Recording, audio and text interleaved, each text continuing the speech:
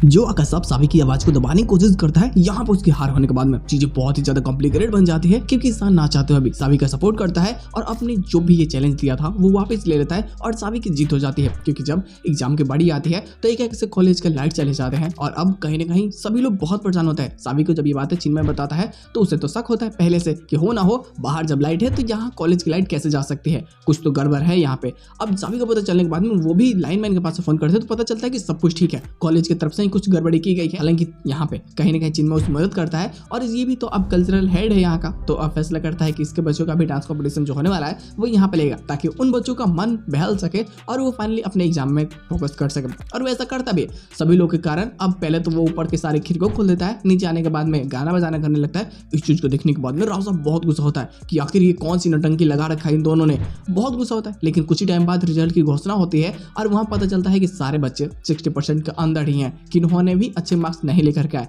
और अब इसके कारण राव साहब बहुत ही ज्यादा कॉन्फिडेंस में हो जाता है और वो साफ साफ बोल देता है कि सावी की दुकान पे कोई पढ़ाई नहीं होती बल्कि बच्चे सिर्फ आवारागर्दी करते हैं। अब यहाँ पे ना धीरे धीरे बातें और ज्यादा बढ़ती है तो सावी भड़क जाती है कि आप ये जो एक दिन में एग्जाम लिए इसके कारण भी बच्चों ने अगर 50% प्लस उन्होंने नंबर लाए हैं तो आप उन्हें गलत कैसे कर सकते हैं। और ऐसे माहौल में जहाँ पे ना बिजली है ना कुछ, उनके पास कोई भी सुविधाएं नहीं थी, फिर भी उन्होंने एग्जाम दिया। आप कम से कम इसकी तो सराहना कीजिए, क्योंकि कई बच्चे तो बेहोश हो जाते हैं। अब इसके कारण सावी और गुस्सा होती है। अब यहाँ पे बातें हद से ज्यादा बढ़ती है तो जो राव साहब के साथ में एक इंसान होता है ना, वो बोल देता है कि अब ये चैलेंज तो ईशान सर का था ना, तो वही बताएंगे कि वो किसका सपोर्ट करते हैं। अब ईशान पे जब सवाल आ जाता है तो वो बोलता है कि मैं सावी का सपोर्ट करता हूँ। मैं इसकी बात से सहमत, क्योंकि बच्चों ने जिन जिन सवालों के जवाब दिए हैं उन्होंने अपने तरीके से दिए हैं। यहाँ पे बोलता है कि हाँ, सावी में टीचर बनने के वो सारे गुण हैं और कहीं ना कहीं इसके दुकान पे कोई गलत कार्य नहीं होता बल्कि सब कुछ ठीक है। सावी की जीत हो जाती है और अब जो पेरेंट्स होता है ना बच्चों के, वो भी सावी की सपोर्ट करने लगते हैं और सब कुछ बहुत बेहतरीन हो जाती है। हालांकि राव साहब की यहाँ पे हार कहीं ना कुछ बहुत अंदर से झुंझला देती है और अब वो फैसला कर लेता है कि सावी को हटाना अपने रास्ते से बहुत ज्यादा जरूरी है,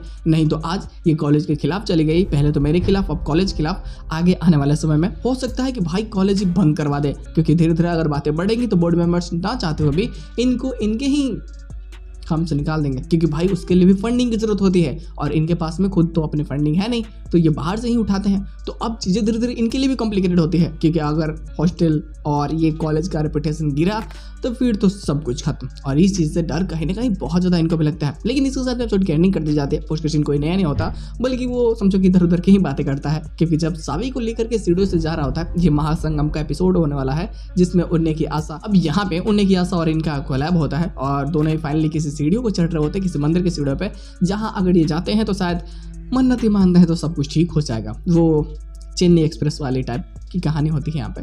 देखना मजेदार होगा कि वाकई आने वाले प्लॉट्स में क्या जो ईशान के दिल में सावी के लिए प्यार है वो फिर से बढ़ जाएगा या फिर इस बार सच में वो अपने प्यार से दूर हो जाएगा। मजा आने वाला है, बवाल भी होगा। कोई एक्स्ट्रा प्लॉट नहीं है, अगर आता है तो बातें जरूर होगी उस पर।